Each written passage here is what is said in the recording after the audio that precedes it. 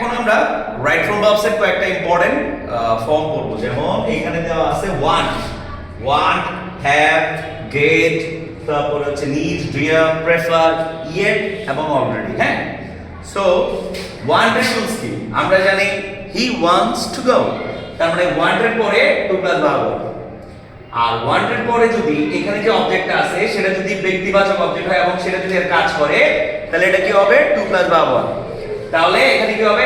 I want him to do my work, I want him to do my work। ওকে, এখানে যদি একটা object বসে, want এর পরে যদি এখানে একটা অবজেক্ট বসে, তাহলে এই want এর অবজেক্টের পরে যদি এই অবজেক্টটা এর কাজ করে, তাহলে ing কাজ করলে তোমার ভার্ব প্লাস ing লেখা যাবে অথবা ভার্ব লেখা যাবে। যেমন মানে প্যাসিভ হলে, যেমন I wanted the car running well, ing, ঠিক আছে? অথবা যদি এই কাজটা যদি নিজে কাজটা না করে, I wanted a car repaired very soon, so এখানে ভার্ব 3 ইউজ করা যায়।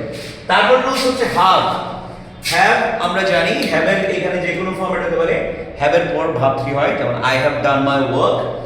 আর এটা হচ্ছে যে have এর পরে যদি ব্যক্তিবাচক ফর্ম বসে তাহলে ভার্বের বেস ফর্ম বসে, যেমন I have a man do my work। have এর পরে যদি বস্তুবাচক হয় তাহলে সেম এখানে ভার্ব 3 অথবা ing হতে পারে, I have a car repaired very well বা repaired very soon। ওকে, get এর রুলস আর want এর rules almost same. get verb 3, I got exhausted, I got a man to do my work, I got a book written well। Okay, so these types of form you have to use here। So need এবং there are different things।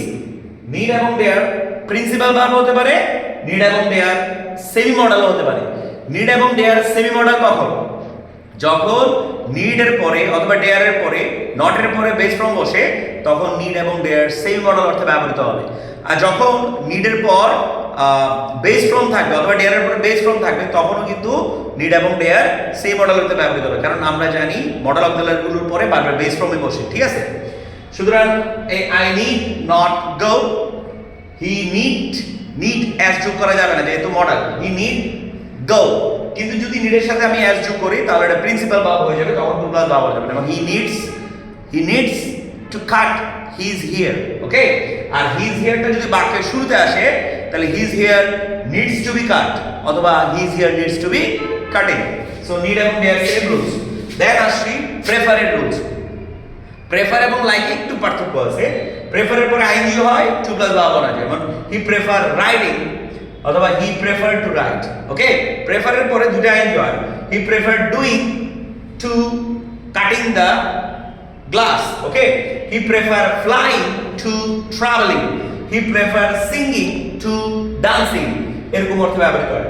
R prefer এর পরে যদি to plus verb হয়, rather than এর পরে আবার কি verb হয়, he prefer to die rather than beg। Okay, so done. yet এবং already, আমরা already আজীবন affirmative form, yet partly negative ফর্মে ব্যবহৃত হতে পারে। I have already done my work, already-টা মূল ভাব এবং অক্সিলারি ভার্বের মাঝখানে হয় সাধারণত। আর যদি আমরা yet দিয়ে শুরু করি, yet negative, he has not done the work yet, he has not done the work yet। আর আমরা যদি yetটাকে মাঝখানে দেই তাহলে টু প্লাস ভার্ব ইউজ করতে পারি, he has yet to do the work। So there are very important rules for right form verbs for any competitive exam, so you have to understand that। Thank you so much।